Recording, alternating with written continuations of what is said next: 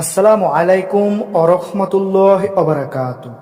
সুপ্রিয় দর্শক, আশা করছি আল্লাহ রাব্বুল আলামিনের অশেষ রহমতে আপনারা সকলে অনেক ভালো আছেন।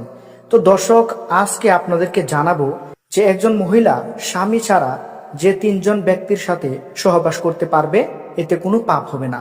স্বামী ছাড়াও একজন ব্যক্তি মানে একজন মহিলা মানুষ আরো তিন ব্যক্তির সাথে সহবাস করতে পারবে, কোনো পাপ হবে না। তো প্রথমে টাইটেল দেখে আপনারা চমকে যাবেন না, ভিডিওটা সম্পূর্ণ দেখবেন। মানে আমি এই কথাটা বলার কারণে আপনি এখন আমাকে গালি দিতে পারেন, কিন্তু আমি আপনাকে রিকোয়েস্ট করব আপনি সম্পূর্ণ ভিডিওটি দেখবেন। সম্পূর্ণ ভিডিওটি দেখে তারপর আমাকে গালি দেওয়ার দিবেন, কিন্তু আপনাকে সম্পূর্ণ ভিডিওটা দেখতে হবে। আমি কেন বললাম একজন মহিলা তিনজন ব্যক্তির সাথে সহবাস করতে পারবে, এর কিন্তু একটি কারণ রয়েছে।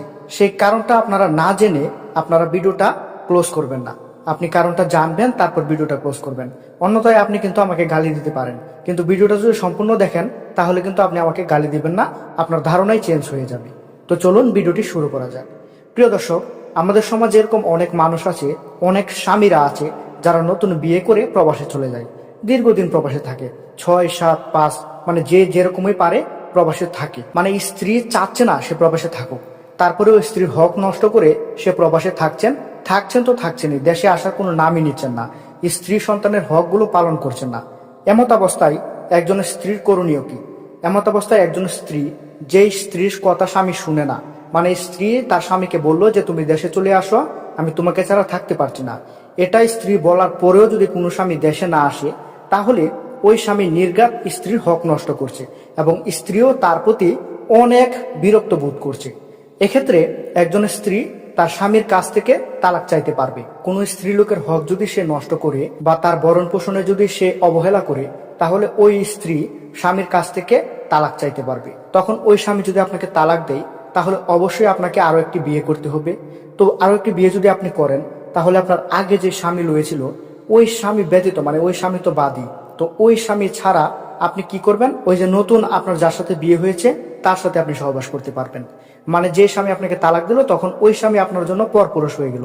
ওই স্বামীর সাথে আপনি কখনো আর যোগাযোগ করতে পারবেন না, তার সাথে আপনি আর যোগাযোগ রাখতে পারবেন না, তার সাথে চাইলেও আপনি আর শারীরিক সম্পর্ক করতে পারবেন না।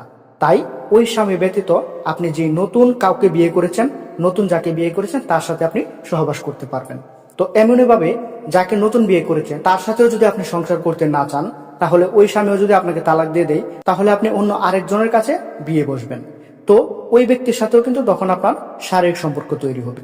তো এরকম করে একজন স্ত্রী মানে তার প্রথম স্বামী ছাড়া অন্য তিনজন ব্যক্তির কাছে, মানে তালাক দেওয়ার আগে নয়, তালাক দেওয়ার পর সে বিবাহ বন্ধনে আবদ্ধ হয়ে অন্য ব্যক্তিদের সাথে, মানে তার স্বামী বিবাহ বন্ধনে আবদ্ধ হয়ে গেলে তো তার স্বামী হয়ে যায়, তার স্বামীর সাথে সে সহবাস করতে পারবে।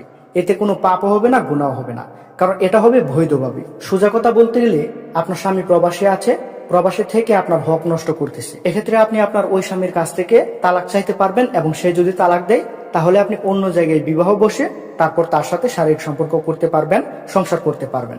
এতে আপনার কোনো পাপ হবে না।